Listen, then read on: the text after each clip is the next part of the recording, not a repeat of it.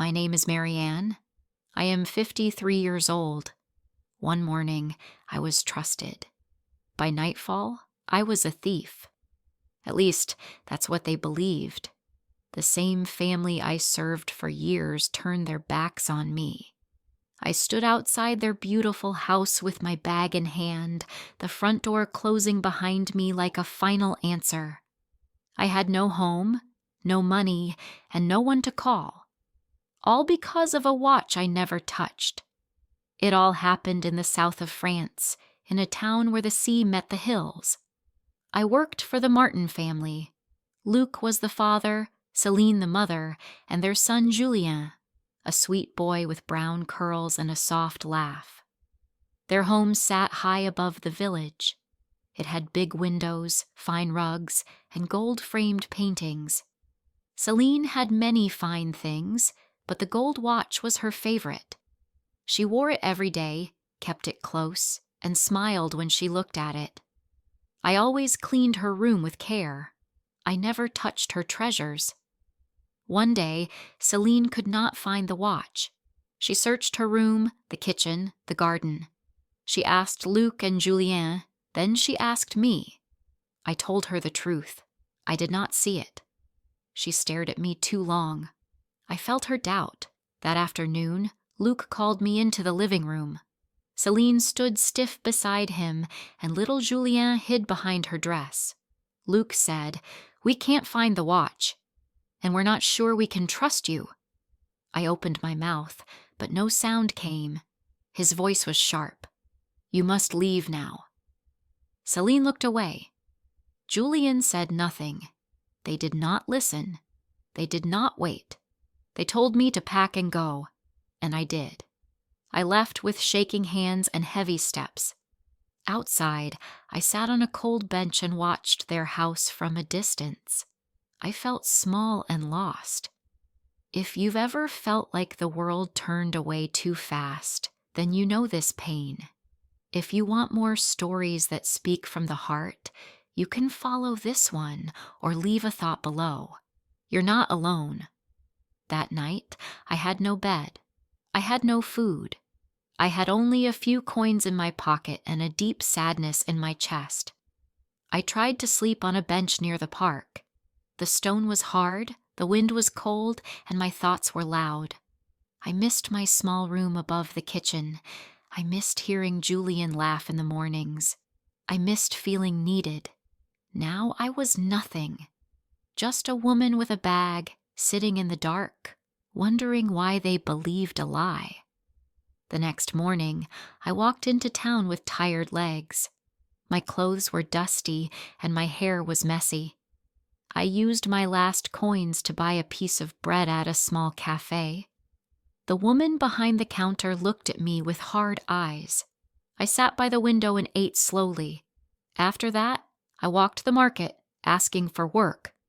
Most people said no. Some didn't answer. A man selling apples told me to move away. I kept walking. My feet were sore.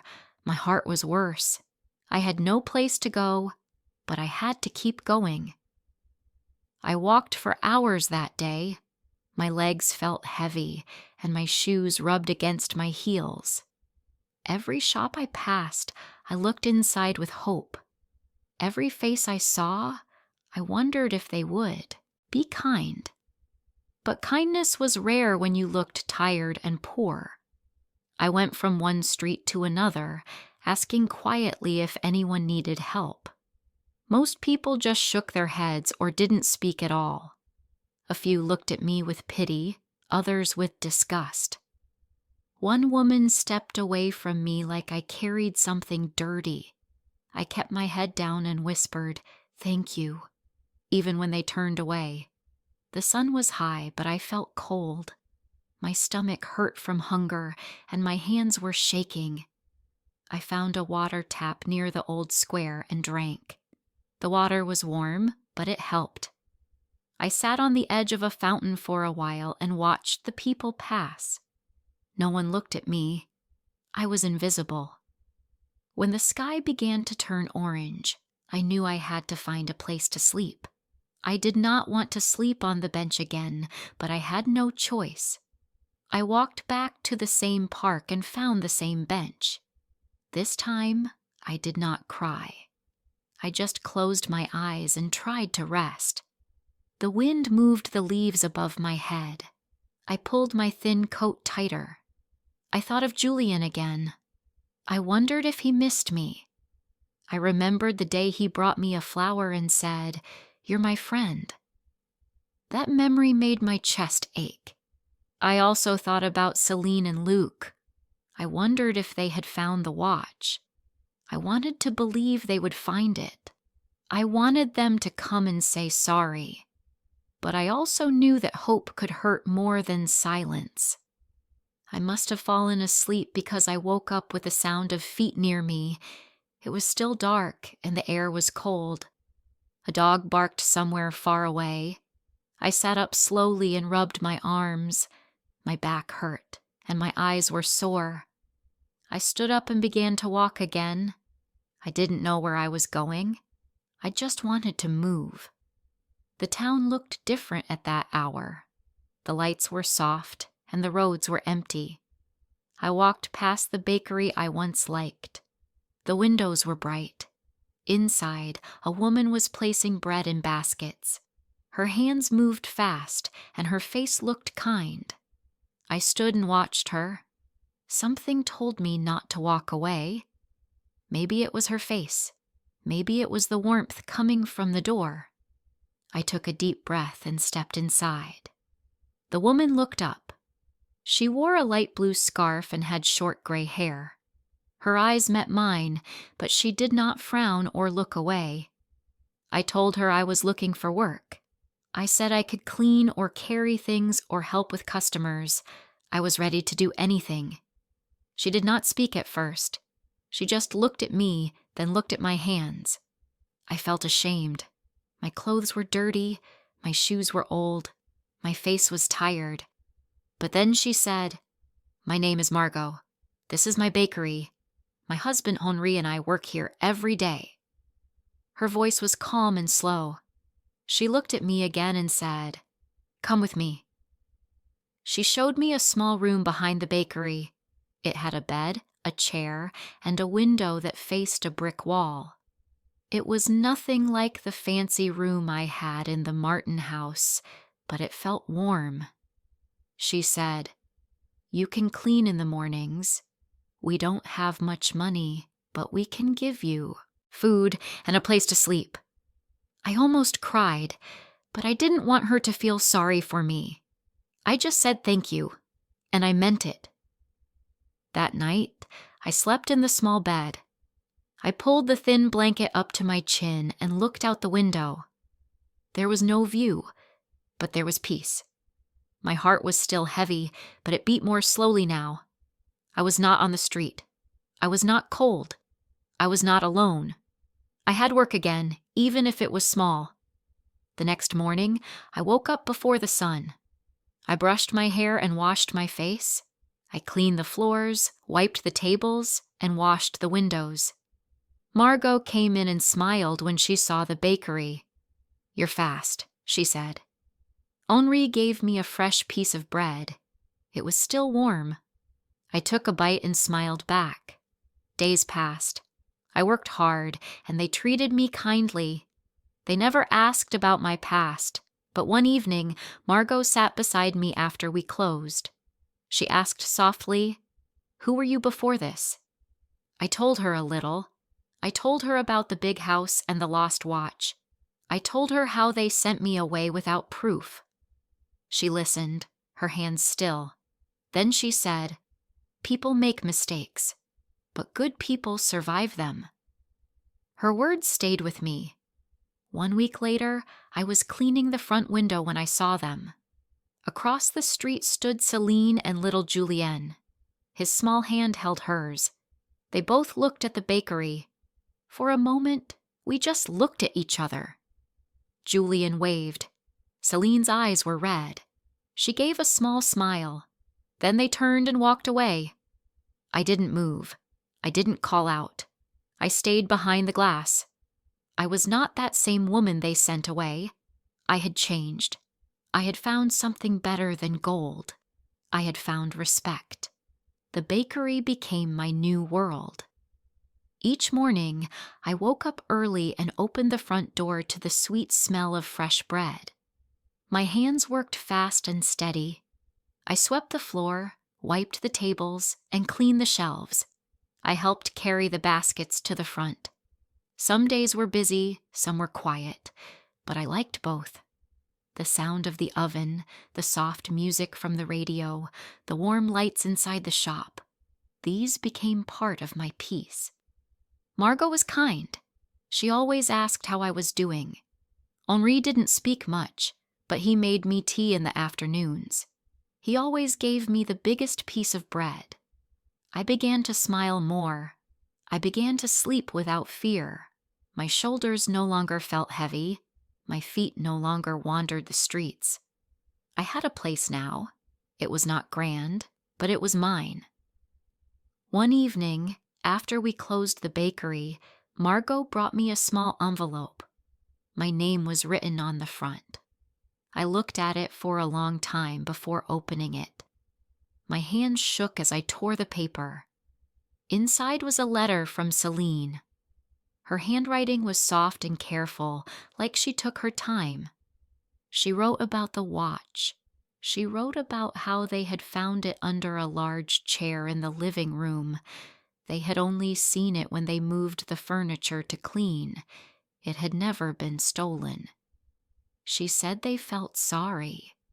Very sorry. She said, Luc blamed himself for sending me away so fast. She said Julian cried for me every night.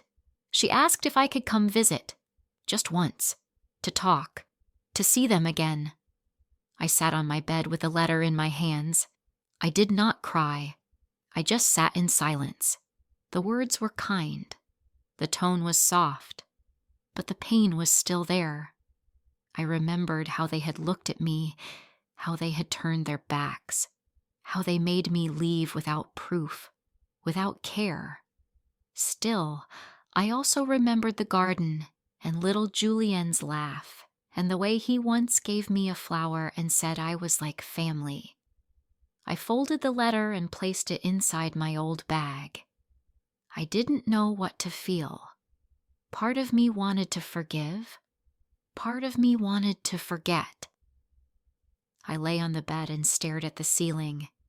That night, I dreamed of the house. But this time, I was walking through the front door with no fear in my heart. The next day, I told Margot about the letter. She was wiping the counter when I spoke. She stopped and looked at me.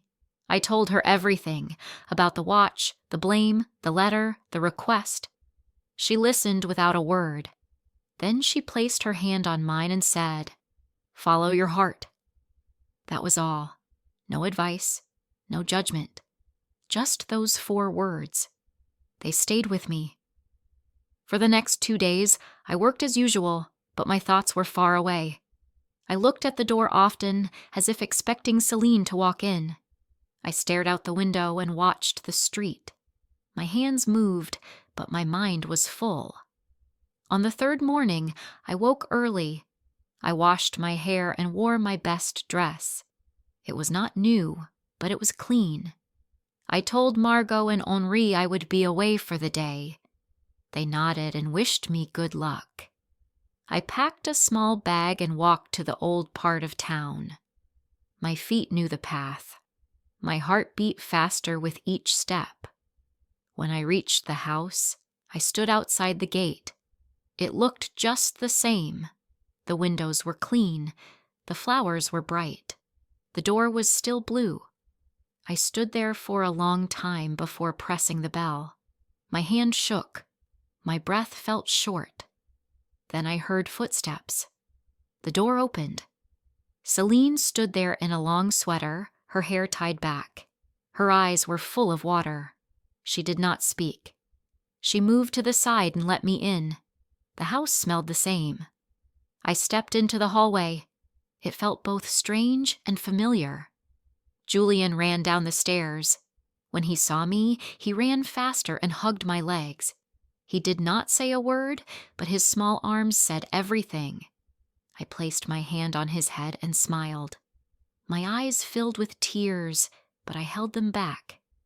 Celine took me to the garden. We sat on the wooden bench under the olive tree. She made tea and placed the cup in front of me. Her hands were shaking. She said, "I'm sorry," again and again. She said they never should have acted so fast. She said she wished they had trusted me more. I listened. I did not speak for a long time. I just looked at the trees and remembered all the mornings I spent out there, watering the flowers, playing with Julian, hanging the clothes. It was like touching a memory with my hands. After a while, I spoke.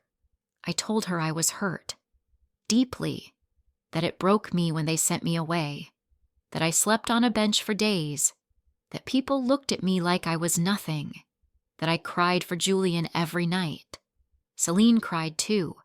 She said she could never take that pain back, but she wanted me to know the truth. She asked if I could forgive. She said they missed me. She said they would never doubt me again. Julian showed me his toy train. He asked if I wanted to play. I smiled and said maybe later. We spent an hour in the garden, talking, drinking tea, watching the sun move across the sky. When it was time to leave, Celine asked if I wanted to stay for dinner. I said no. I had to return to the bakery. I hugged Julian. I shook Celine's hand. I walked out with no anger, no hate, just peace. I walked back through the town. The streets were full, but I did not feel lost. I was not that woman anymore. I was not the one sitting outside with her bag. I was someone new. When I reached the bakery, the lights were on. Margot was folding paper bags. Henri was placing loaves on the shelf. I stepped inside and smiled. Margot looked up and saw my face. She did not ask. She just handed me a clean apron and said, "We saved you some cake." I laughed softly and tied the apron around my waist. That night, I slept with calm in my heart. I had looked at the past and walked through it. I had found kindness, even after pain, and I knew something very simple. Trust can break, but it can also heal, if we let it. The days after I returned from the Martins' house passed quietly. I told Margot and Henri everything, but only once. After that, they never brought it up again, and I was grateful. Some stories only need to be told once. I did not visit the Martin house again, and they did not come to the bakery. But I did receive another letter, this one from little Julien. He wrote it in big, round letters, and it was full of small pictures, flowers, hearts, and even a loaf of bread. He said he missed me, that school was hard, and that he hoped I was happy. He asked if he could visit the bakery one day. I folded the letter and kept it in the drawer next to my bed. Sometimes, when I felt tired, I read it again and smiled. That boy still had a place in my heart, but I knew my life had changed. I was not his nanny anymore. I was someone else now. The bakery grew busier. More people came in every day. Some came for the smell, others for the bread, and some just to sit in the warm room with soft music. I liked to stand behind the counter and watch them. Old couples who held hands, mothers with loud children, young people with headphones. They all came in and out, and each one gave me something. A smile, a thank you, a laugh. I began to feel part of the town. People learned my name. They asked how I was. Some brought flowers or small gifts. One lady gave me a scarf she had knitted. I wore it on cold mornings. It was soft and blue and felt like a hug. One evening, Margot gave me a surprise. She said I had worked with them for 3 full months. Henri handed me a small envelope. Inside was a little more money than usual and a note that said, "Thank you for choosing to stay." I looked at them, and my eyes filled with tears. I didn't know what to say. Margot gave me a hug, and Henri nodded with his quiet smile. That night, I sat on my bed and counted the money. It was not a fortune, but it was mine. Earned with my hands, with my work, with my trust. I decided I would save it. I had a small box where I kept every coin I didn't need. Each time I dropped one in, I felt stronger. I didn't know what I would do with it yet, but I knew it would be for something good. A future I could shape myself. One morning, as I was cleaning the front windows, a woman walked by and stopped. She watched me for a few seconds, then stepped inside. She was new in town. Her name was Elise. She was quiet and looked nervous. She told me she had just moved here with her 2 daughters and was looking for work. I saw something in her eyes that I recognized. Tiredness, maybe pain, and a deep fear of being turned away. I asked her what she could do. She said she could clean, cook a little, and help with small things. I told her to wait and went to find Margot. I didn't have to say much. Margot looked at Elise through the window and nodded. "Let her start tomorrow," she said. "We'll find space." That was how Elise joined us. At first, she was shy. She spoke little and worked with her head down. But over time, her steps grew lighter. Her face relaxed. One day, she brought her daughters to the bakery. They helped clean the back shelves and folded napkins. Their laughter filled the room. I saw my old self in Elise, and I felt proud. Not of what I had lost, but of what I had found, and of what I was able to give. Life had taken something from me once, but it had given me a chance to give something back. That felt like a kind of healing. Sometimes, on my day off, I walked through the market. I liked to look at the stalls, smell the spices, feel the wind in my hair. I would buy a few apples or a warm croissant and sit on a bench to eat. People passed, and I watched them with a quiet heart. No one stared at me now. No one told me to move away. I was not that tired woman sitting on a cold bench with nowhere to go. I was someone with a home, with work, with a place in the world. I still kept the first letter from Celine in my bag. I didn't read it much anymore, but I didn't throw it away. It was a part of my story, but not the end of it. One afternoon, Henri asked me if I ever thought about starting my own bakery. I laughed and said no. But later, when I was cleaning the windows alone, I thought about it. Maybe not now, maybe not soon, but one day. Maybe in another small town, or maybe even here, on another street. A little place with a warm light, fresh bread, and a sign with my name on it. Maybe I could teach someone else like Elise. Maybe I could help someone else like Margot helped me. That thought made my heart feel full. Winter came. The wind grew sharp, and the days grew short. But the bakery stayed warm. We sold warm drinks and soft pastries. We placed candles on the tables, and the windows fogged with steam. People still came, wrapped in coats and scarves, their hands cold, their eyes smiling. I learned to bake small tarts and helped decorate cakes. My hands became skilled. My body grew stronger. I started to laugh more, to talk more.